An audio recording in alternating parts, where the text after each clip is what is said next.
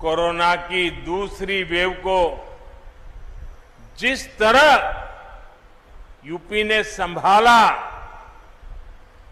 Second wave के दौरान UP ने जिस तरह कोरोना संक्रमण को फैलने से रोका, वो अभूतपूर्व है।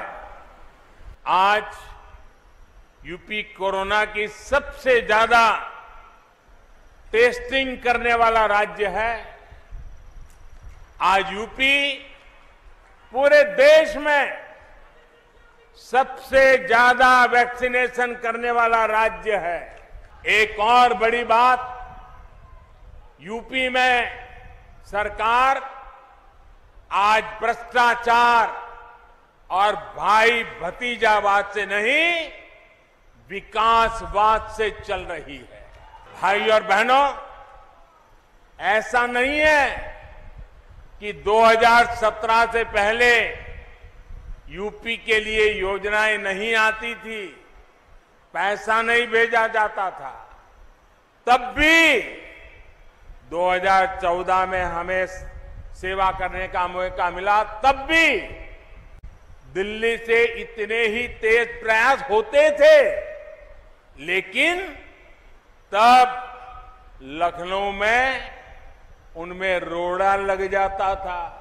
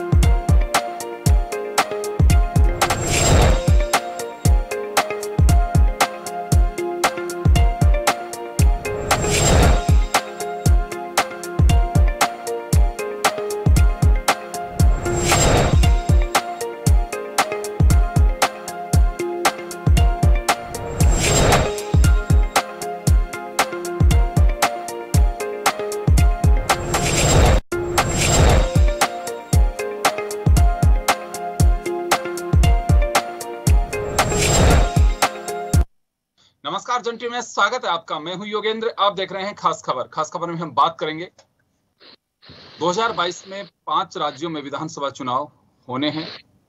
सबसे महत्वपूर्ण उत्तर प्रदेश को माना जा रहा है और है भी। सर्वाधिक सीटें हैं, सबसे बड़ा प्रदेश है, सर्वाधिक मतदाता हैं। प्रधानमंत्री नरेंद्र मोदी ने करीब 1500 करोड़ रुपए की योजनाओं का लोकार्पण किया है अपने लोकसभा क्षेत्र वाराणसी में। और यहीं पे उन्होंने कहा कि योगी आदित्यनाथ जो मुख्यमंत्री उत्तर प्रदेश के, उनके नेतृत्व में प्रदेश विकास कर रहा है। हर सड़क पे विकास दिखता है और ये गति पहले भी हो सकती थी, लेकिन लखनऊ में सरकारों ने अपने इरादे फाइलों में दफन कर दिए। कोशिशें करते थे लेकिन काम नहीं करते थे।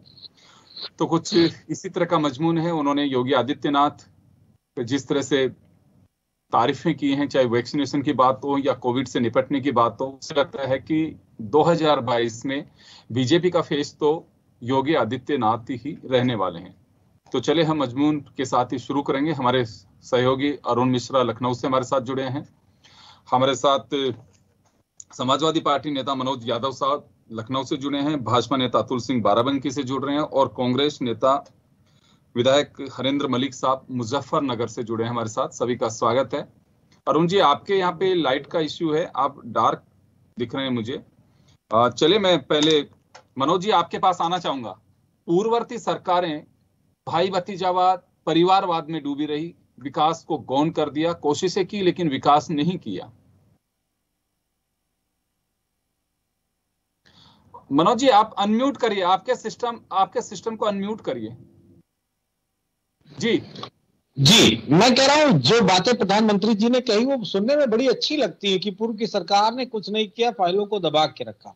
लेकिन इसका आकलन कौन करेगा? क्या स्वयं प्रधानमंत्री करेंगे या उत्तर प्रदेश के मौजूदा मुख्यमंत्री करेंगे या बीजेपी की सरकार करेगी या बीजेपी का संगठन करेगा? आकलन तो आप पत्रकार लोग करेंगे ना, आप जैसे मीडिया चैनल करेंगे ना। तमाम सारे वो जो तथ्य है, जो तमाम सारी वो सत्यपरक चीजें हैं, उनको सामने कौन रखेगा? बीजेपी के लोग तो बेहतर रख नहीं सकते, और अगर हम रखने का प्रयास करेंगे तो वही अपने मुंह में मिट्ठू बनने वाली बात होगी। मैं कुछ महत्वपूर्ण चीजें कह देता हूं और उससे आप आकलन कर लीजिएगा। क्या उत्तर प्रदेश में जो हमने एक्सप्रेसवे बनाया वो सबसे कम समय में दुनिया का एक्सप्रेसवे बनने वाला था अथवा नहीं? ये हाँ और ना में जवाब आप बीजेपी से पूछ लीजिएगा। दूसरी, हमने लैपटॉप विश्व में सबसे ज्यादा लैपटॉप हमने बांटे जो किसी भी देश ने नहीं बांटे। लगभग 19 लाख लैपटॉप बांटे जो आम गरीब के बच्चों के लिए थे। ठीक है, मेट्रो का जितना काम हमने लखनऊ में किया उससे अगर 1 इंच आगे बीजेपी की सरकार ने किया हो तो बीजेपी के लिए मैं भी फूलमाला तालियां और इस डिबेट में उनके लिए प्रशंसा भरे शब्द बोलूंगा। और तो और जितना डबल रोडें हमने बनाई हैं, जितना एक्सप्रेसवे के लिए पूर्वांचल एक्सप्रेसवे जो बीजेपी की सरकार अब बना रही, जिसका जो जितना भी उसका जमीनी काम था वो समाजवादियों ने तय किया। और जितने मेडिकल कॉलेज उत्तर प्रदेश में आज की डेट में है, जितने भी, उसमें से सबसे ज्यादा नंबर अगर किसी सरकार का है, कांग्रेस का लंबे समय तक शासनकाल रहा उत्तर प्रदेश में, और उसके बाद बीएसपी भी रही, बीजेपी भी रही, और आज फिर बीजेपी है। ये रिकॉर्ड है, ऑन द रिकॉर्ड में बात कर रहा हूं। सबसे ज्यादा मेडिकल कॉलेज अगर किसी ने बनाए तो समाजवादी पार्टी की सरकार ने बनाए। तो क्या चीज मोदी जी को नहीं दिख रही है? हाँ, मोदी जी और बीजेपी को एक चीज का नशा है, चुनाव जीतने का। जनता की जवाबदेही वो बिल्कुल नहीं मानते हैं कि हमको जनता को जवाब देना है, भ्रमित करना है, और उनको उल्टी बात कह के, किसी नेता को बदनाम करके, किसी नेता के को छोटा करके, किसी को किसी नाम से संबोधित करके अपने आप को अच्छा बताते हैं। वैसे हमारे गांव में एक कहावत है कि दूसरे की बुराई करके अपने आप को अच्छा कर लो। तो वही बीजेपी है कि दूसरे में कमियां देखती, दूसरों की बुराइयां देखती, लेकिन काम के मामले में बीजेपी पूरी तरीके से फेल है। मैं लौट रहा हूं, वापस आपके पास में लौट रहा हूं। हरेंद्र मलिक साहब हमारे साथ में जुड़े हैं, उनके पास जाना चाहूंगा। मलिक साहब, डायरेक्ट किसी को कॉट नहीं किया, लेकिन पूर्ववर्ती सरकारों में अब तक जो सरकारें रही हैं उनका जिक्र किया उन्होंने कि आज महिलाएं वहां पे महफूज हैं, उनको किसी तरह की कोई परेशानी नहीं है, महिला अपने सम्मान के साथ जी पा रही हैं, और अपराध, आतंक, उसका दमन किया है योगी साहब ने। क्योंकि ये सवाल मैं आपसे इस वजह से पूछ रहा हूं, प्रधानमंत्री जी ने जिक्र किया है, योगी साहब मौजूद थे और वो वहां के सांसद भी हैं वाराणसी के, और ये जिक्र करना लाजमी होगा आने वाले दिनों के अंदर जब विधानसभा चुनाव होंगे और अपराध, महिला अत्याचार, बेरोजगारी, किसान, ये ऐसे फर्टाइल इश्यू हैं कि कभी भी कोई भी इसे भुना सकता है। तो कांग्रेस के मैं वो जानना चाहूंगा स्ट्रेटेजी कि क्या वास्तव में योगी साहब मुख्यमंत्री बनने के बाद को भरोसा पैदा कर पाए? देखिए, मैं आपको बताऊं, प्रधानमंत्री जी ने ठीक ही कहा है, कोई गलत नहीं कहा। धर्म संकट हमारे सामने कि हम लोकतंत्र में प्रधानमंत्री जी की अगर सच्चाई बताएं तो एक पद की गरिमा के प्रतिकूल बोलना होगा। प्रधानमंत्री जी की याददाश्त को क्या हुआ ये मेरी जानकारी नहीं है। शायद वो उन्नाव का कांड, मेरी आवाज आ रही है आपको? आ रही है सर, आ रही है। शायद वो उन्नाव कांड, बलिया कांड, हाथरस कांड भूल गए, चिन्मानंद स्वामी जी उन्हें याद नहीं रहे। तो बहनों की और माताओं बहनों की सुरक्षा तो उससे देख लें। इससे पहले किसी राज्य में शायद ऐसा नहीं हुआ था, चाहे सपा का हो, चाहे बसपा का हो, चाहे कांग्रेस का राज का। हम तो 32 साल से बाहर हैं। परंतु जहां तक मेडिकल की बात अभी मनोज भाई कह रहे थे, नौजवान हैं, उत्साहित हैं। आपको पता है इस सरकार ने मेडिकल कॉलेज से आपके बच्चों के पढ़ने का हक छीन लिया है। अपनी ज्ञान वृद्धि का दायरा बढ़ाइए। आज फीस जो है, आप सुन लीजिए मनोज जी, सुन लीजिए, सरकार बनाना तो व्यापार है। आज आप लोग कल एमएलए बनो, एमपी बनोगे, सोचो, पढ़ो कुछ। आप ये देखिए कि आज आपका बच्चा मेडिकल में नहीं जा सकता। 15 लाख रुपए से लेकर के 25 लाख रुपए तक पर एनम फीस है। तो गरीब को इन्होंने मेडिकल की लाइन से बाहर खड़ा कर दिया। दूसरा, जो सड़क बनाने का बड़ा ढिंडोरा सभी सरकारें पीटती हैं, सरकारें सड़क बनाती थी पहले। मेरे याद है, मुझे 4 बार असेंबली में और 1 बार पार्लियामेंट में बैठने का मौका मिला। एक बार टोल लगाया था, अम्मा रिजवी ने, हाउस में हल्ला हो गया था कि टोल नहीं देंगे। अरे आप आज बताइए, आप चलिए, हर 55 किलोमीटर पर, 50 किलोमीटर पर आप टोल देते हैं। ये तो आज की तारीख में नितिन गडकरी ने खुल्लम खुल्ला कहा है, मैं व्यापार कर रहा हूं। तो सड़क वड़क बनाने का तो काम नहीं है, ये बेकार की बात है। इससे कुछ होने जाने वाला नहीं। अब तो सड़क बनाएंगे तो आपको पैसे की अर्निंग होगी। एक आदमी उसको देखिए, आपका उत्तर प्रदेश का नहीं, जब वो वाहन खरीदता है तो एक्साइज ड्यूटी देता है, जीएसटी देता है। पेट्रोल पंप पे उसे पास कराने जाता है, रोड टैक्स देता है। उसके बाद पेट्रोल पंप पे जाता है, उसमें फ्यूल फिलअप कराने तो टैक्स देता है। और जब सड़क पर चलता है तो टैक्स देता है। अब जो भविष्य में भारतीय जनता पार्टी की जो नीति आई है, वो जीपीएस लगाएंगे, आप सड़क पर चलेंगे, स्वतः ही आपके खाते से टैक्स कट जाएगा। ये सड़क तो अब कुछ रहा ही नहीं। मेडिकल से इन्होंने हम लोगों के बच्चों का भविष्य सील कर दिया। मैं कितने ऐसे बच्चों को जानता हूं जिनका सिलेक्शन प्राइवेट मेडिकल कॉलेज में हुआ और घर वालों ने ये कह के हाथ जोड़ लिए। 2 बच्चों को तो मैंने मेरे पे समझवा है, ये कहकर के हाथ जोड़ लिए कि हम पढ़ाने में असमर्थ। दूसरी स्थिति, कानून व्यवस्था की, विकास दुबे भी इसी सरकार में पैदा हुआ था। क्या ये उन 8 पुलिस वालों को की शहादत को भुला पाए? उन्हें जिंदा कर देंगे? आपने एक विकास दुबे मार दिया, वो भी लोकतंत्र की हत्या थी। परंतु 8 जो पुलिस वाले निरीह मरे थे, वो अपने कर्तव्य का पालन करते हुए मरे थे। विकास दुबे पालित किसका था? पाला किसने था? क्या आप बुलंदशहर में सुबोध सिंह इंस्पेक्टर की हत्या को भूल गए? आप गाजियाबाद के पत्रकार की हत्या, आप कानून व्यवस्था की बात करते हैं। मैं तो भगवान से प्रार्थना करता हूं कि ऐसा राज दोबारा ना आवे जिसमें करोड़ों लोगों का रोजगार चला गया। क्या जिस गंगा मैया के जिस गंगा मैया के तट पर खड़े होकर के आदरणीय प्रधानमंत्री जी व्याख्यान कर रहे थे, क्या वो भूल गए गंगा मैया में लाशें पटी पड़ी थी? क्या किसान के संघर्ष को भूल गए? एक अदाकार का अगर कत्ल हो जाए संदिग्ध परिस्थिति में, मैं भी संवेदना व्यक्त करता हूं, वो भी संवेदना व्यक्त करता है। हमारा सर शर्म से झुक जाता है जब दुनिया के सबसे बड़े लोकतंत्र के नागरिक होने के बाद 300 किसानों की शहादत पर हमारे निर्वाचित माननीय प्रधानमंत्री जी एक शब्द भी ना कह सके संवेदना का। इससे लिए हमारे लिए इससे बड़ी शर्म की बात हो नहीं सकती। ये कितनी प्रोग्राम करें, कुछ ही करें, जनता माफ नहीं करेगी। जनता की वापस लौटूंगा आपके पास में। मैं एक बार रुक करना चाहूंगा हमारे साथी अरुण मिश्रा का। अरुण जी, आपके पास आना चाहूंगा मैं। प्रधानमंत्री जी लेकर के मैं एक बार जानना चाहूंगा कि ये तो हम मान के चल सकते हैं कि प्रधानमंत्री इसके दौरे के बाद, क्योंकि लंबा वक्त नहीं बचा है, अगर हम देखें समय से चुनाव होंगे तो 6 महीने में आचार संहिता लग जाएगी, दिसंबर के आसपास, जनवरी मान लीजिए मैक्सिमम। तो इस दौरे के क्या मायने हैं? मान के चल सकते हैं कि हाँ, चुनावी पहलू भी इसका एक आधार है। योगेन जी, इस दौरे के 2-3 मायने निकलकर सामने आ रहे हैं। जो सबसे महत्वपूर्ण जो पहलू है इस दौरे का, तो प्रधानमंत्री की ये 27वीं यात्रा है, क्योंकि वो यहाँ से जनप्रतिनिधि हैं वाराणसी से, और लगातार वो वाराणसी के प्रति अपना समर्पण कहें, झुकाव कहें, लगाव कहें, वो दिखाते रहे हैं। और जनप्रतिनिधि के नाते वैसे भी लगभग सभी जनप्रतिनिधि जो भी अपने गृह क्षेत्र का या जनप्रतिनिधि अपने क्षेत्र का होता है, वहां के प्रति उसका एक अलग से स्नेह होता है, क्योंकि वो वहां से चुन कर जाता है।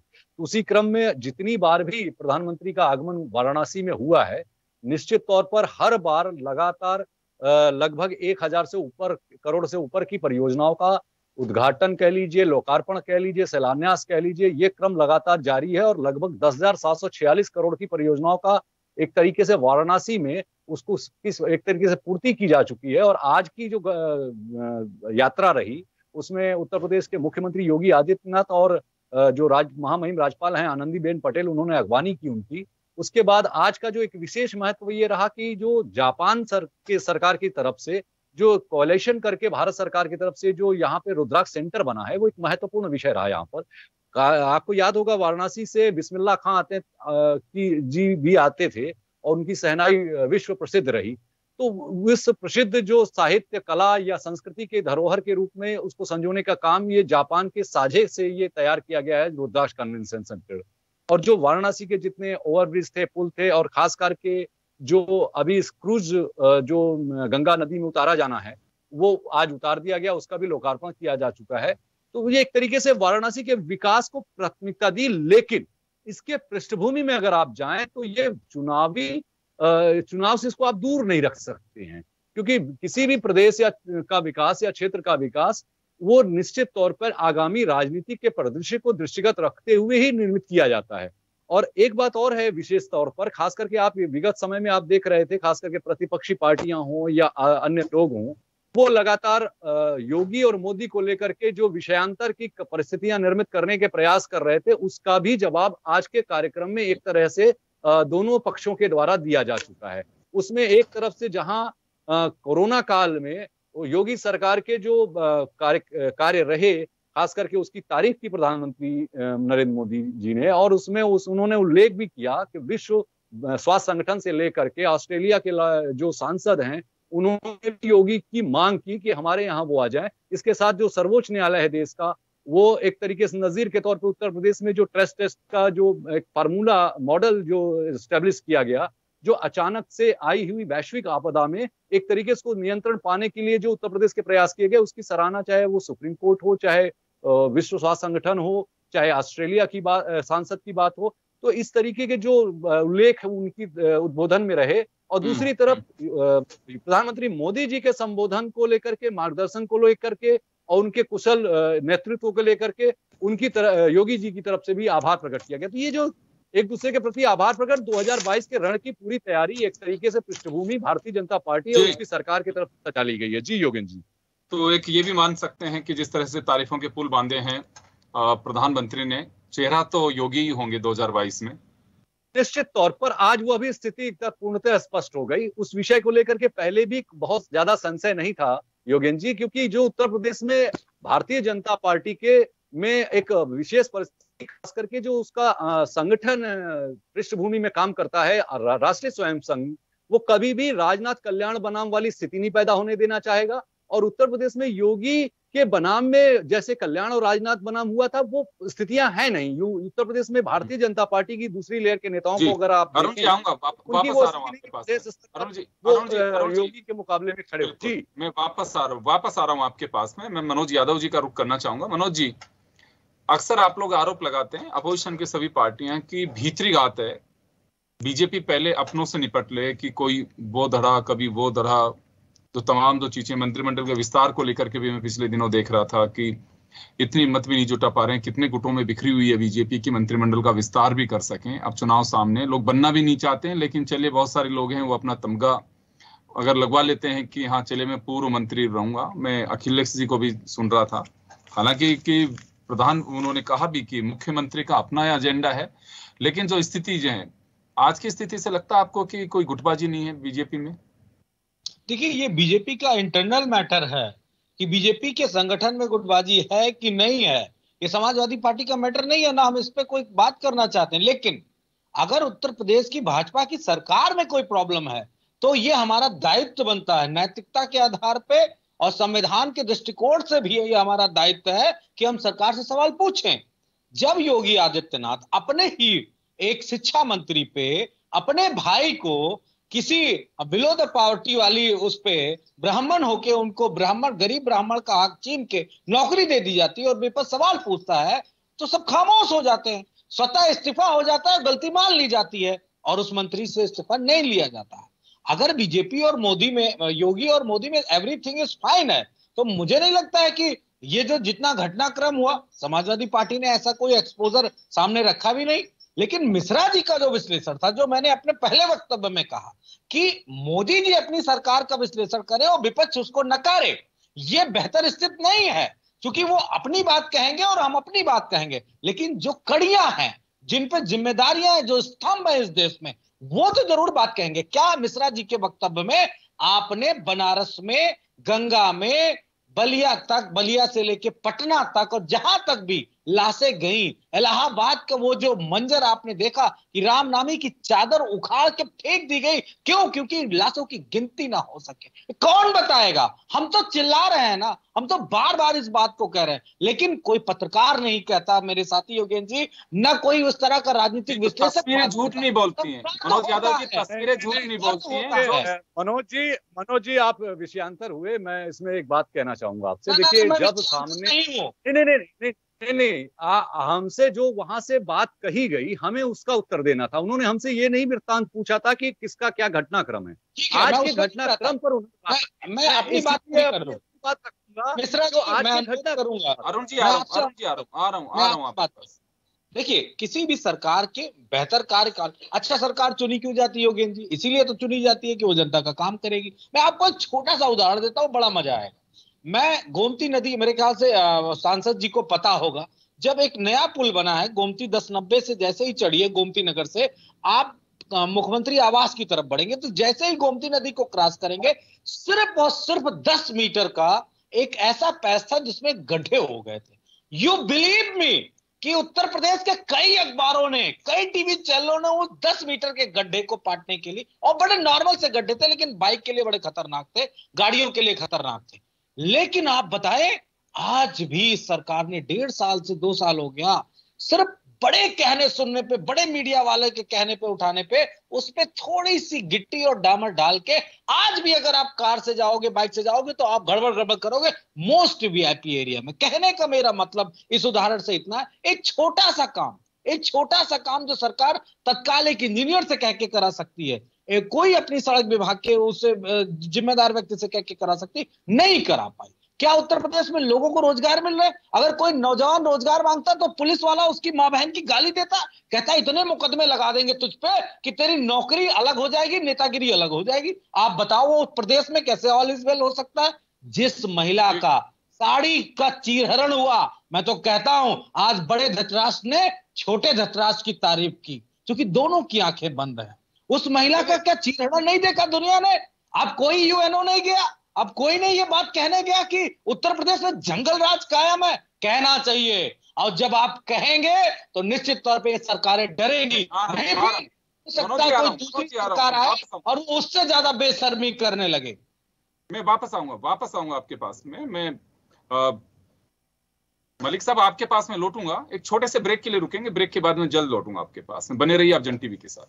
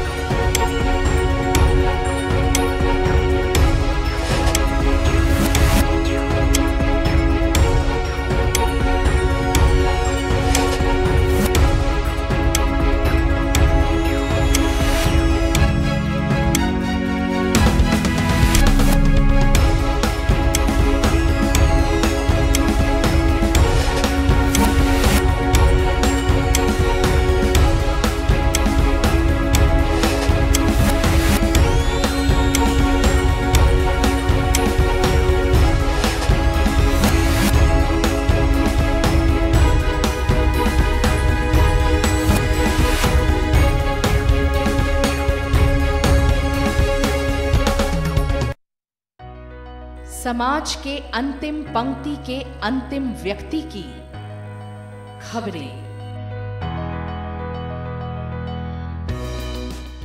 देश की दिशा और दशा बदलती राजनीति की खबरें,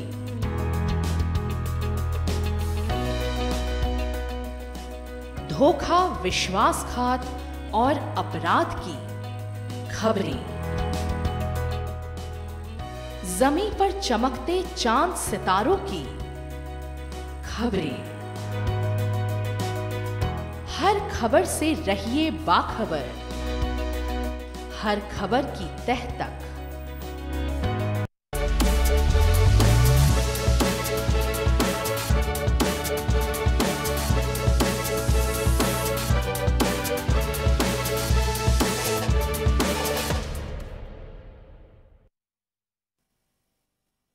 ब्रेक के बाद एक बार फिर आपका स्वागत है। आप देख रहे हैं खास खबर, बात कर रहे हैं प्रधानमंत्री नरेंद्र मोदी के वाराणसी दौरे की।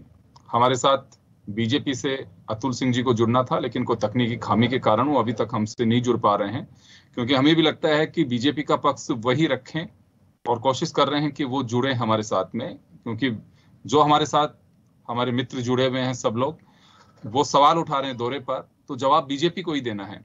मैं एक बार फिर मलिक साहब का रुख करना चाहूंगा। मलिक साहब, कुछ बातें ऐसी आती हैं कि मैं वो जानना चाहूंगा, आपका बड़ा एक एक्सपीरियंस है, 4 बार आप विधायक, 1 बार सांसद रहे हैं। कोई भी पार्टी हो, मैंने अभी तक ये नहीं सुना कि हाँ अपराध बढ़ा है, महिलाओं के प्रति अत्याचार बढ़ा है या बेरोजगारी बढ़ी है, उसे कोई स्वीकार करता नहीं है। जी देखिए, मैं बोलूं अब? हाँ बिल्कुल। देखिए, आपकी बात बिल्कुल सही है। जो पुराने जमाने में एक मर्यादा आई थी वो अब खत्म हो गई। अब तो ऐसा, मैंने तो असेंबली और पार्लियामेंट में भी देखा कि सत्ता पक्ष का दायित्व हो गया सरकार का बिल सही हो गलत हो उसको हाँ करना, और अपोजिशन का दायित्व हो गया सही हो गलत तो उसको ना करना। पहले हमने स्वस्थ बहस देखी है, कई बार सरकारी पक्ष के लोग भी सरकार की खामियां उछालते। मेरे याद है, मैं आपकी बात से सहमत हूँ सोफी, नरेंद्र सिंह कृषि मंत्री थे, मैं एमएलए बना, प्रोफेसर वासुदेव सिंह और उनका दोनों का किस्सा बता रहा हूँ। मुझे, हम लोग किसी काम से गए तो कांग्रेस के साथियों ने कहा, तो हम लोकदल में थे उससे, कि आप इनकी बात सुनते हैं। वो हम लोगों को बैठा करके चाय पिलाते थे, ये कहते थे अच्छा लगता है जो अगर आप सवाल उठाते हैं। मान्यताओं का मैं चर्चा कर रहा हूँ, मान्यताएं कहाँ चली गई? आप हमारी मदद करते हैं, हमारे पास कोई ऐसा जादू की छड़ी नहीं है जो हम यहाँ बैठ करके सब जगह का पता कर लें। अगर कोई एमएलए सत्ता पक्ष का विपक्ष का विभाग का सवाल उठाता है तो हमें विभाग के उस विषय की जानकारी हो जाती। आज उल्टा काम हो गया। आज अगर आप कहीं सरकार के खिलाफ बोलेंगे तो कल आपके घर पुलिस पहुंच जाएगी, और अगर आप बड़े नेता हैं तो ईडी भी आपके पीछे पीछे आ रहा है। आपका स्तर भी वो बढ़ाएगा ताकि आपके चैनल पे हम लोगों को कवरेज। मान्यताएं गई हैं, उसका कारण ये है कि हम लोगों ने नर्सरी खत्म कर दी नेताओं की। मैं कुछ साधु नहीं, मैं योगेन जी बड़ा साफ कह रहा हूं कि नेता, राजनीतिक आदमी जब राजनीति में आता था या तो कोऑपरेटिव की नर्सरी से, या लोकल बॉडी से आता था, या स्टूडेंट यूनियन से आता था, या लेबर यूनियन से आता। आपने वे तो सारी चारों। अब राजनीति में आदमी, मैं क्षमा चाहूंगा मनोज जी से, पहले कट्टा खरीदता है, फिर धन इकट्ठा करता है, टेंडर खरीदता है, और उसके बाद वो कुर्ता पहन करके राजनीति में आके जो जिले में क्षेत्र में तपा हुआ नेता है उसके पीछे। और ये जब हम लोगों के स्तर खराब हो गए तो उन पर अधिकारी हावी हो। आज कितने एमएलए को पता है कि तू चीफ सेक्रेटरी से बढ़ा है, उसने प्रोटोकॉल पढ़ा है? आप यकीन करें, हमने कभी वेट नहीं किया अधिकारियों के यहाँ पर। हमने एक परंपरा को भी निभाया, हमने कभी बिना समय लिए जाने का प्रयास भी किया, जाने की चेष्टा।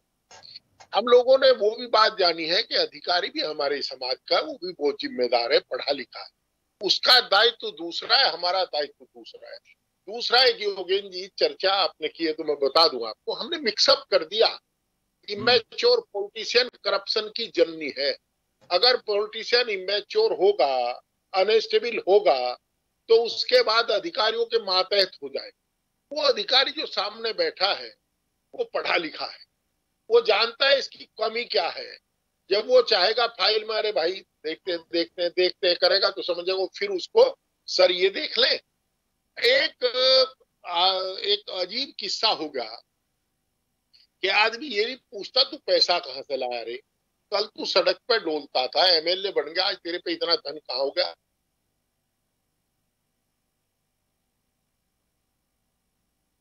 बिल्कुल, क्योंकि ये नैतिकता का पतन है जो बता रहे हैं, इसमें कहीं कोई संदेह नहीं है। सभी स्थितियां यही बन गई हैं और ये मुझे लगता है कि लोकतंत्र का भरोसा बना रहने के लिए इसमें कोई डाउट नहीं है कि राजनीतिक दलों को इस स्तर से ऊपर देखना होगा। और अगर हम नहीं देखेंगे तो मुझे लगता है कि हम एक हाशिए पे चले जाएंगे। लोकतंत्र की मजबूती के लिए डायलॉग बहुत जरूरी है, आपस में चर्चा होनी चाहिए। और आप मलिक साहब मैं आ रहा हूं, मलिक साहब मैं आप ही के पास में आऊंगा। मलिक साहब बिल्कुल सही कह रहे हैं।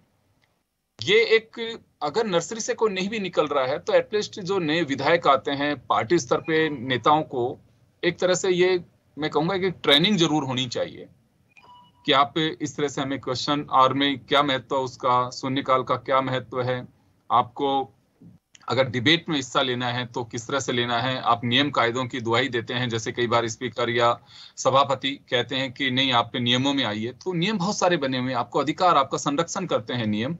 लेकिन उन तमाम चीजों की कमी अक्सर पार्लियामेंट में भी देखी जाती है और विधानसभाओं में भी देखी जाती है। ये जिक्र इस वजह से लाजमी होगा कि मैंने जो सवाल किया कि कोई भी दल, अभी मोदी साहब ने बिल्कुल तारीफ की, अपनी पार्टी के लिए तारीफ करनी भी चाहिए क्योंकि आने वाले दिनों में चुनाव है। अभी मनोज यादव जी ने सवाल खड़े किए, मलिक साहब ने जो सवाल खड़े किए वो सवाल दिखाई भी देते हैं, कहीं को संदेह नहीं है। अगर लाशों की तस्वीर है तो उसे इनकार नहीं किया जा सकता, उसके कारणों में जाना चाहिए। अगर ब्लॉक अध्यक्ष के इलेक्शन के दरमियान महिला के साथ में बदतमीजी हुई है तो दिखाई दे रहा है साहब, उसे इनकार नहीं किया जा सकता। अगर हाथरस केस हो, उन्नाव केस हो, अगर इस तरह के केसेस हो रहे हैं तो बिल्कुल दिखाई देते हैं। या तो स्वीकार करना चाहिए राजनीतिक दलों को कि अपराध खत्म नहीं हो सकता, लेकिन भविष्य में इस तरह की घटनाओं की पुनरावृत्ति नहीं हो, वो एक नजीर के रूप में पेश भी किया जाना चाहिए कि उस घटना का अंजाम ये हुआ था। किसी का एनकाउंटर कर देना भी सॉल्यूशन नहीं है।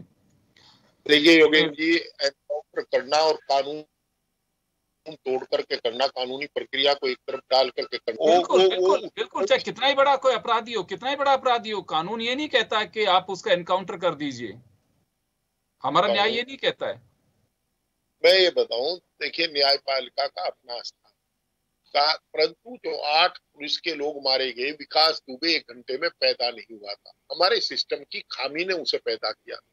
आज हालात ये हैं, हम ये चाहते हैं कि आदरणीय प्रधानमंत्री जी जब भाषण देते हैं तो उनका स्तर माननीय प्रधानमंत्री का होना चाहिए। हमारे भी सम्मानित, हम आलोचना नहीं कर सकते उस पद की, वो संवैधानिक पद पर है।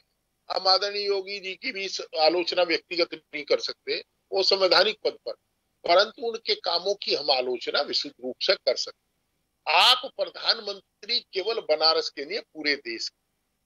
आप देखिए, आपका जो व्यवहार है वो प्रधानमंत्री के स्तर का होना चाहिए। बंगाल में वो स्तर गिरा है, वो स्तर गिरा है, और उसका हम लोगों को जो दिक्कत है वो ये आता है कि आप जब स्तर आपका गिरेगा तो जो आपका कार्यकर्ता सड़क पर डोलता है उसे अधिकारी क्या करें। आज नेताओं का माने जो सच पूछो तो दुख होता है मन में। मिश्रा जी, हम मुस्कुरा रहे हैं मलिक साहब यहाँ, लेकिन एक सवाल मैं करूंगा। जानकारी अभी जो दौरा, अब का दौरा रहा, 27वां दौरा रहा प्रधानमंत्री जी का, यहाँ आपको क्या लग रहा है? आपको ऐसा कि यहाँ कोई मर्यादा तोड़ी गई या फिर किसी पे डायरेक्ट उन्होंने छीटाकशी की? ना, मैं मर्यादा तोड़ने की बात नहीं करता, मैं व्यक्तिगत आरोप नहीं लगाता, परंतु इतना जरूर है कि माननीय प्रधानमंत्री पूरे देश के प्रधानमंत्री, पूरे देश के लिए कार्य करें तो अच्छा रहेगा। आपने क्षेत्र के लिए कार्य किया, अच्छा रहता कि प्रदेश सरकार को ये कहते कि प्रवासी मजदूरों को जो दिक्कतें हुई थी भविष्य में नहीं होनी चाहिए। जो इस प्रकार के उन्नाव, हाथरस आदि के कांड हुए थे, कोई विकास दुबे भविष्य में पैदा ना हो, इस पर काम करें। वो कि ये कह सकते थे कि मैंने इन्हें निर्देश दिया, इन्होंने आश्वस्त किया है कि मैं ऐसा नहीं करूंगा। प्रधानमंत्री जी कह रहे हैं कि इससे पहले कोई विकास हुआ नहीं, तो आदरणीय प्रधानमंत्री जी पिछले 5 साल भी आप ही माननीय प्रधानमंत्री थे। अगर सरकारें बेकार थी, सकारात्मक संवैधानिक अधिकार, आप उस पर उस अधिकार के तहत कार्य करते, आप कार्रवाई करते, सरकारों को बंद कर देते, आपने वो भी नहीं किया। आप समय समय पर उनकी प्रशंसा भी आपने की है। मैं ये कह रहा हूं कि हम लोगों को, मैंने कई बार देखा, देखिए जितना बड़ा नेता होता है उसको स्पीच उतनी बड़ी होनी चाहिए। मैं कुछ कह तो नहीं सकता, परंतु इतना मैं जरूर कहता हूं कि जब प्रधानमंत्री जी बोलते हैं तो ये नहीं लगता कि भारत के प्रधानमंत्री बोल रहे हैं, लगता यह है कि किसी मोहल्ले के नेता बोल रहे हैं। ये हमारे लिए शर्म की बात। उनका जो बात है, मलिक साहब मैं लौटूंगा आपके पास में, मैं अरुण मिश्रा जी के पास जाना चाहूंगा। अरुण मिश्रा जी, दो सवाल है मेरे आपसे। एक तो जो प्रधानमंत्री जी ने कहा कि आतंक माफिया का राज खत्म हुआ है, क्या हम मान के चल सकते हैं कि हाँ उत्तर प्रदेश उस दिशा में आ गया या चल पड़ा है? दूसरा, महिलाओं को लिए जो उन्होंने कहा कि महिलाएं अब देखिए विकास की गंगा बही है और महिलाएं अपने आप को सुरक्षित महसूस कर रही हैं। दो चीज पे जानना चाहूंगा मैं, क्यों ये इस वजह से पूछना लाजमी होगा, आने वाले दिनों में दोनों मुद्दे भी बनेंगे। योगेन जी, सबसे पहले तो एक दो लाइनें मैं कहना चाहूंगा। दर बदर खाना बदोसों का घर नहीं होता, यह सियासत तवायफ का दुपट्टा है गालिब, मजलूम के आंसुओं से तर नहीं होता। और ये मैं इस देश के लोकतांत्रिक प्रणाली के सभी राजनीतिक दल और राजनीतिक दल के नेताओं को कह रहा हूं। अभी दो विषय आपने रखे। अभी चूंकि एक पत्रकार के नाते पत्रकार की भूमिका एक बड़े सीमित दायरे में होती है, लेकिन एक विश्लेषण वो अपनी बात के रूप में अपनी बातें रख सकता है। जहां तक सवाल हाल के घटनाक्रमों का रहा ब्लॉक प्रमुख के चुनाव को लेकर के, मैं विकास दुबे पर भी आऊंगा। ब्लॉक प्रमुख के चुनाव को लेकर के जहां तक बात रही, तो आपको याद होगा और मेरे ख्याल से जो अग्रज बैठे हैं विभिन्न दलों के, उन्हें भी इस बात का एहसास होगा कि ब्लॉक प्रमुख के चुनाव हो या पंचायत के चुनाव हो या जिला पंचायत के चुनाव हो, मैं हरेन जी जो कह रहे थे वो 30 साल पहले के समय की मैं चर्चा आज के दौर में नहीं की जा सकती। वो परिस्थितियां, वो सोच और वो आज के जनमानस की सोच, उसमें बदलाव आया। शायद यही वजह है कि पुनरावृत्ति उनकी नहीं हो पा रही जो 30-32 साल पहले थे। आज उनके ऊपर संकट आ खड़ा हुआ है। तो मैं आना चाहता हूं कि वो उसकी एक प्रक्रिया है। जब 10 लाख 5 लाख रुपया खर्च कर, ये हर एक पार्टी पे लागू होता है। हर एक पार्टी के जो सत्ता में रहती है, जब चुनाव होता है तो यही हाल होता है और हर बार ऐसे ही घटनाक्रम घटित होते हैं। फर्क सिर्फ इतना होता है कौन उभार पर आ पाता है, कौन किस समय किसका उभार नजर ज्यादा आने लगता है। लेकिन होता वही है, जब 10-5 लाख रुपए खर्च करके प्रधानी लड़ेगा, 25 लाख खर्च करके प्रधानी लड़ेगा, तो 1 करोड़ के लूट के लिए लड़ता है। पहला मकसद किसी पार्टी और दल से इन चुनाव में कोई भी झंडा बैनर किसी पार्टी का लगा के नहीं लड़ते। प्रत्यक्ष अप्रत्यक्ष रूप से समर्थित और न समर्थित इस तरीके के विषय को रखते हुए चुनाव लड़ा जाता है। तो जब उनके सामने ये जो रसमलाई दिखती है कि प्रधान बन जाएंगे तो इतने का फंड आएगा, पंचायत सदस्य बनेंगे तो जिलाध्यक्ष, जब पंचायत अध्यक्ष बनाने में हमें 10 लाख मिलेंगे, ये है उसका मूलभूत विषय जिसकी वजह से ये रस्साकसी है। दूसरी बात, लेकिन यहाँ मैं ये क्लियर करना चाहूंगा अरुण जी, मैं ये जानना चाहूंगा कि आपने कहा, इसमें कोई संदेह नहीं है और ये आप पे बिल्कुल एक कड़वा सच कह रहे हैं, इसमें कोई डाउट नहीं। मैं बात प्रधानमंत्री जी के उन वक्तव्यों की करना चाहूंगा।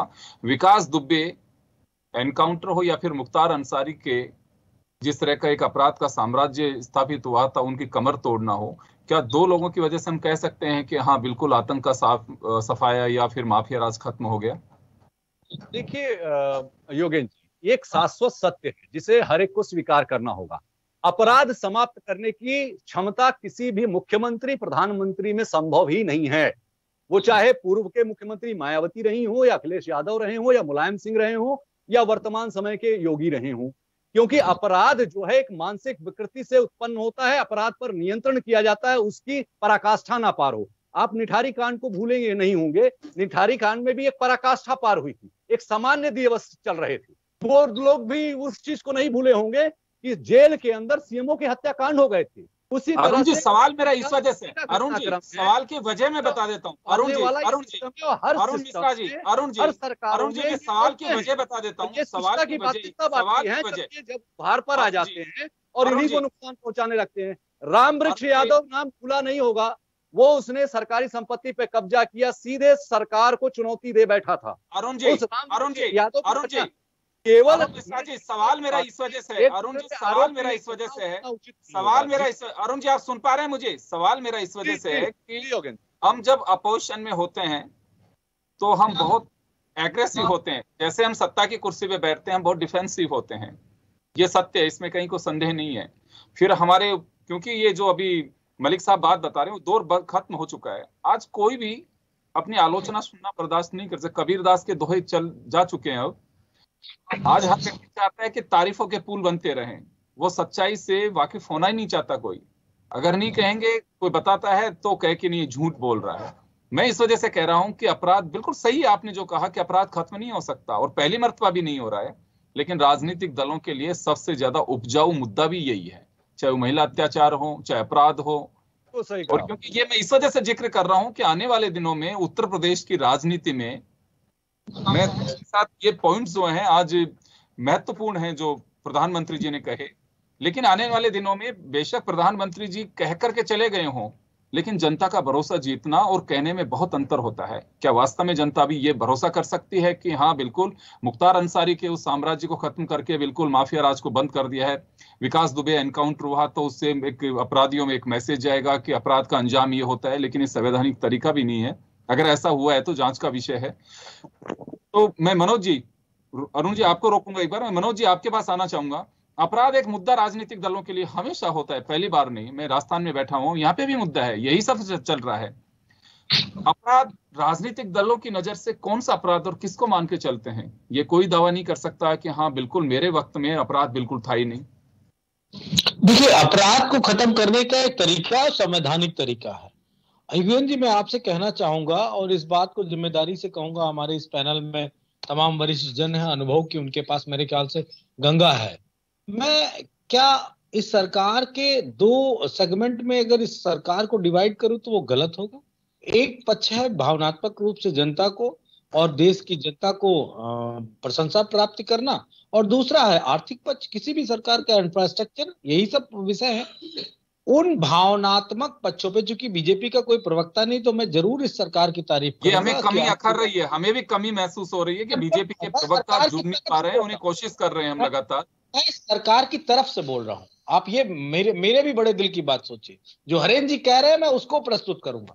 सरकार ने निश्चित तौर पे भावनात्मक रूप से जो मुद्दे थे, वो धारा 370 हो, वो आपका जो और भी जितने भी मुद्दे, राम मंदिर का मुद्दा हो, हिंदू मुसलमान, हिंदुओं को बढ़ोतरी देने की बात हो, उन सब पे सरकार बहुत बेहतर जनता के दिलों में राज करती। लेकिन जब हम आर्थिक सर्वे पे आते हैं तो क्या जीएसटी का फायदा आज तक सरकार गिना पाई? क्या नोटबंदी का फायदा गिना पाई? क्या बेरोजगारी के जो आंकड़े प्रस्तुत किए थे मोदी जी ने, क्या वो आज गिना पाए? नहीं गिना पाए ना। लेकिन एक चीज है, सरकार ने पार्टी भी डिफरेंट की बात कही थी कि हम अन्य राजनीतिक दलों की तरह नहीं है। लेकिन योगेंद्र जी, हमें जानते हो क्या मिला? रियल में ये सरकार किसी भी राजनीतिक दल की तरह नहीं है, ये सबसे निचले स्तर की राजनीति करने वाले दल के रूप में जाने। कोई मानक नहीं रखा, सारी लक्ष्मण रेखाओं को क्रॉस कर गए। हम समझते थे, मैंने अपने बचपन में ये जाना था, जब अरुण जेटली और सुषमा स्वराज को मैं सुनता था, आदरणीय अटल जी को सुनता था, तो ये मुझे महसूस होता था, ऐसे वक्ता कब होंगे मेरी पार्टी में, ऐसे लोग कब होंगे जब इस तरह की बातें करेंगे हमारे दल में या किसी भी राजनीतिक दल में। लेकिन वो नहीं हुआ। आज की बीजेपी की सरकार ने इस देश को एक नया इतिहास दिया है, जो काले अक्षरों में लिखा है, काले पन्नों पे लिखा है। मनोज जी, मैं वापस आऊंगा। देखिए, ये जो आपने सवाल खड़े किए, इनके जवाब तो बीजेपी के कोई प्रवक्ता अगर हमारे साथ होते तो वही दे सकते थे। लेकिन मैं मलिक साहब आपके पास जाना चाहूंगा एक बार में। मुद्दे जो आज हैं वो वर्षों से यही चले आ रहे हैं, नई बात नहीं है। पहले आपको ध्यान है कि डीजल, पेट्रोल, प्याज के दाम, इन पे सरकारें चली गई हैं देश में, लेकिन अब स्थितियां बदल गई हैं। जनता के भरोसे की अगर हम बात करें तो हमें भरोसा रखना चाहिए जनता पे कि हाँ, जनता, और बिल्कुल संविधान ने उसे एक अधिकार भी दिया है न्याय करने का कि इस परीक्षा में किसे पास करना और किसे फेल करना है। ये मुद्दे जो हम बात कर रहे हैं कि चाहे वो इंफ्रास्ट्रक्चर की बात हो, क्योंकि निवेश की बात भी मोदी जी ने कही है, सड़कों की बात भी उन्होंने कही है, महिलाएं अपने आप को सुरक्षित महसूस कर रही है, वह बात भी कही है उन्होंने, युवाओं की बात भी उन्होंने कही है, जो विकास की बात की है, अपराध मुक्त की यूपी की भी बात कही है, तमाम जो बातें कही हैं, ये जनता पे छोड़े हम भरोसा कि जनता कितना इन चीजों को लाइक करती है, नहीं लाइक करती है। क्योंकि मैं भी मनोज जी से सवाल कर रहा था कि सभी राजनीतिक दलों सरकार, हम जो आप लोग बैठे हुए हैं, सरकारें आप लोगों की भी रही हैं, हम ये कह सकते हैं कि हाँ, हमारे वक्त ये था राज, अपराध को किस तरह से हमने खात्मा किया या फिर हमने लॉ एंड ऑर्डर को कैसे मेंटेन किया था, आज ये है। ये तुलनात्मक चीजें जो चलती हैं, क्या जनता लाइक करती है इनको कि जनता का व्यू कुछ अपना अलग ही होता है? देखिए, मैं आपको बताऊं योगेंद्र जी, जनता हर बात को वॉच करती है। सर आप एक बार रोटेट कर लें मोबाइल आपका, उसका जो फ्रेम है वो अभी मुझे दिख नहीं पा रहा है, रोटेट अगर होगा तो सीधा जा पाएगा। वो पीछे चलाओ भाई, हमारी टेक्निकल टीम आपको शायद बता भी रही होगी। आपका लड़का बैठा है मेरे पास ही, उसी का फोन है। हाँ, तो ये रोटेट करना, हाँ बिल्कुल कौसर, अगर आप इसे रोटेट कर पाएंगे तो सर ज्यादा ठीक से दिख पाएंगे। आप कर लीजिए, जब तक मैं अरुण मिश्रा जी का रुख करना चाहूंगा। चलो, मैं जब तक फोनो लीजिएगा, आप फोनो लीजिए तब तक आप। हेलो हेलो, जी जी जी जी बोलिए, कंटिन्यू करिए आप। आपकी आवाज आ रही है मलिक साहब, आप बोलिए। चलिए, मैं अरुण जी आपके पास आना चाहूंगा। जो मेरा सवाल था वो आपसे भी मेरा सवाल होगा कि हम एक पैरामीटर से देखते हैं कि हमारे वक्त ये रहा, आज मनोज यादव साहब हमारे साथ बैठे हैं, कल जब चुनाव में जाएंगे, सभा हो रही होगी, कहीं बीजेपी की, समाजवादी पार्टी की भी सभा होगी, तो ये मंच से भी बताएंगे, अपने स्तर पे बताएंगे, नुक्कड़ नाटक के माध्यम से भी बताएंगे कि देखिए ये आज का अपराध और हमारे वक्त का अपराध ये है। ये कुछ कहता है कि फिर बस केवल आरोप के ही मुद्दे होते हैं? कोई बताता है वहां सभाओं में, या लोग लाइक करते हैं इन चीजों को? देखिए योगेंद्र जी, जो महत्वपूर्ण बात है, अगर इसको चुनाव के नजरिए से अगर आप देखें तो जो सबसे महत्वपूर्ण चीज है कि कोई भी अपनी कमी को उजागर नहीं करना चाहता। हर राजनीतिक दल अपने लिए वकील होता है जब वो विपक्ष में होता है, और जब वो सत्ता पक्ष में होता है तो वो जज हो जाता है। तो ये जो तरीका है, अपराध से मुक्ति हर राजनीतिक दल चाहता है, लेकिन अपने यहां से आपराधिक व्यक्ति छवि के जो जिताऊ टिकट या जिताऊ सीट होगी उसको नहीं छोड़ना चाहता। गुल खाएंगे, गुलगुले से परहेज करेंगे। ये जो स्थितियां हैं ये हर एक राजनीतिक दल में शामिल हैं। रह गया सवाल कि एक प्रधानमंत्री का, मैं एक बात के लिए कहूं, इसे दागी हो या बागी, बस जिताऊ होना चाहिए, जिताऊ होना चाहिए। दूसरी चीज, जहां तक प्रधानमंत्री का अपने ही दल के मुख्यमंत्री की तारीफ, तो ये सदैव से होता आया है। ये ऐसा कोई नया प्रक्रिया या नई परंपरा नहीं स्थापित की जा रही है। लेकिन जो कालांतर में चाहे नारायण दत्त तिवारी रहे हों, अब उनके समय के घटनाक्रमों को आप लेंगे, आखिरी दिनों के समय तक उनके घटनाक्रमों को जोड़ेंगे, तो जो विश्लेषण निकालेंगे वो एक अलग तरह का विश्लेषण निकल आएगा। इसी तरीके से राजनीतिक दल की जो स्थितियां हैं ये तुलनात्मक इस रूप से नहीं देखी जाती। ना आज की तारीख में जो चुनाव में विजय होती है उसका आंकड़ा इस तरीके से कोई भी राजनीतिक दल बिठाता है। सवर्णों का सपोर्ट एक तरीके से एक मान्यता बैठ गई है कि भारतीय जनता पार्टी का बहुआयत है।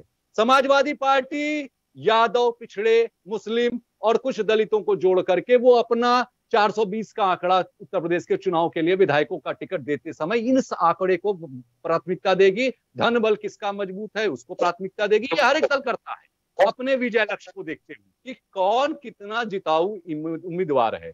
विकास, ये चीजें, बाकी चीजें लास्ट स्टेप पे आ जाएगा। इमोशनल मुद्दा जो कि आखिरी क्षणों में 1 महीने 2 महीने के अंतराल की जब बात होगी, विगत 2 दशकों से यही प्रक्रिया सी चल रही है। एक इमोशनल मुद्दे हावी हो जाते हैं, सतह पर आ जाते हैं। तो राजनीति का विश्लेषण, जहां तक कार्यों का सवाल है, तो जब जिस सरकार की बात होती है उस सरकार में जो घटनाक्रम घटित होते हैं, उस समय पहले सपा और बसपा थे तो बीजेपी के लिए वो आलोचना के विषय थे। आज बीजेपी की है तो वो सपा बसपा कांग्रेस के लिए आलोचना के विषय हैं।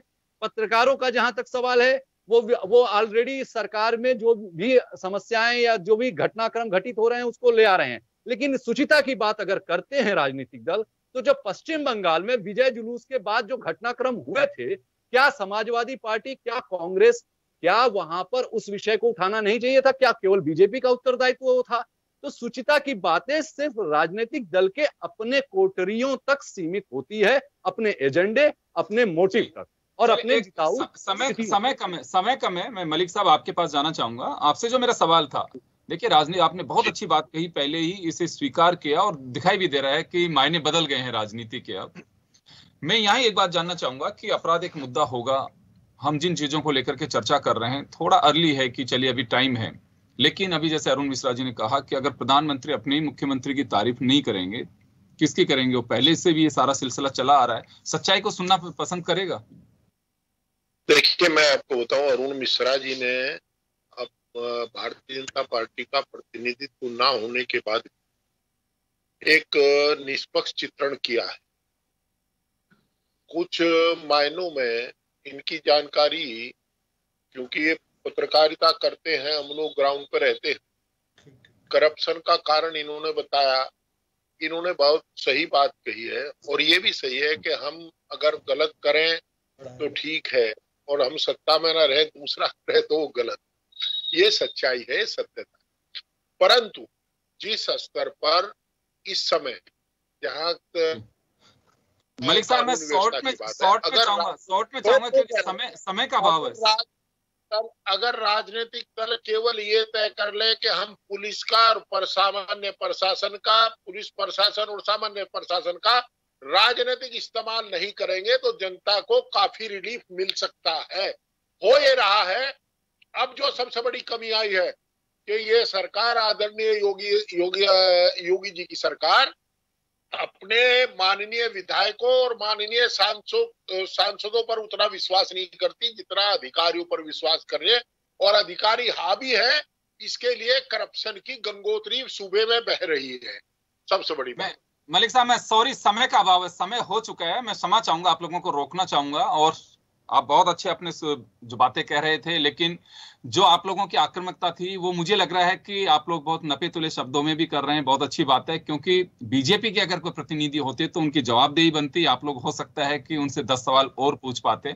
हमारी कुछ लिमिटेशंस हैं, उनकी वजह से हम आपको रोकना चाहेंगे, और आप लोगों ने इतना वक्त दिया उसके लिए आप सभी का बहुत बहुत शुक्रिया। खास खबर में इतना ही, दीजिए इजाजत। धन्यवाद।